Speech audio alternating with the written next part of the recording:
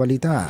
Habang nagdirwang kahapon ang bansa sa araw ng kagitingan, nanawagan si Pangulong Ferdinand Marcos Jr. sa mga Pilipinong ipakita ang patriotismo, pagkakaisa at pagmamahal sa bawat isang Pilipino habang humaharap ngayon ng Pilipinas sa mga kasalukuyang mga problema.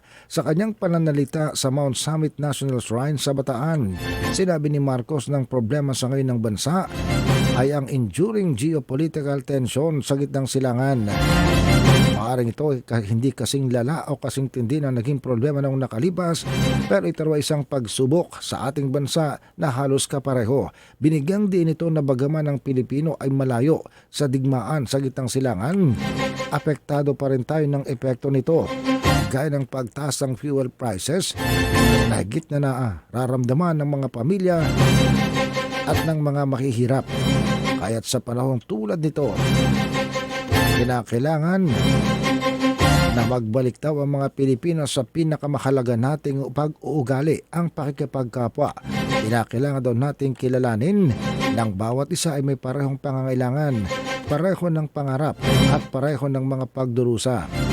Nanawagan din itong si Pangulong Marcos sa mga Pilipino na gamitin ang kagitingan sa pang-araw-araw na buhay sa pamamagitan ng pagbibigay ng mga tamang desisyon, pagtulong sa iba at paninindigan sa kung ano ang tama. Ang tunay daw na lakas ng bansa ay hindi lamang nasusukat sa tagumpay ng ating mga pagdiriwang, kung hindi paano tayo tumatayo at nakikipaglaban para sa ating nag-iisang bansa. Sabi pa ni Marcos, ang kagitingan, ang kabayanihan ng mga lumaban sa bataan at koridor ng mga sundalo ng ikalawang digmaang pandaigdig ay hindi lamang daw bahagi ng ating kasaysayan, kung hindi isa ring paalala sa kagitingan na nananatili sa bawat Pilipino na naglilingkod para sa kanilang pamilya at sa bansa. Kinilala din ng Pangulo ang mahalagang papel ng mga veterano sa kasaysayan.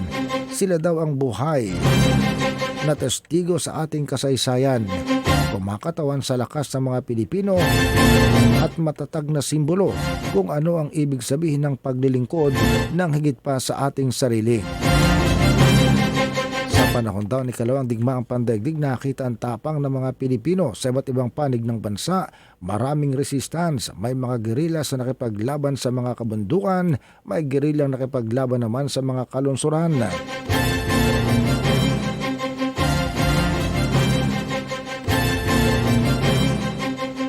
At ito ay nakita sa bawat puso ng mga Pilipino.